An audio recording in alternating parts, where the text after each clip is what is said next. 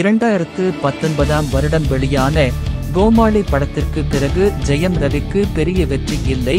இதனால் மன உளைச்சலுக்கு ஆளானார்.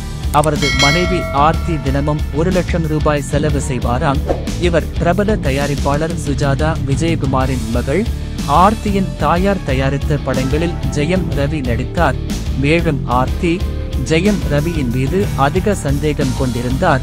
ஜெயம் ரவி கெனிஷா பிரான்சிஸ் உடன் நெருங்கிய நட்பு வைத்திருந்தார். இது ஆர்த்திக்கு பிடிக்கவில்லை.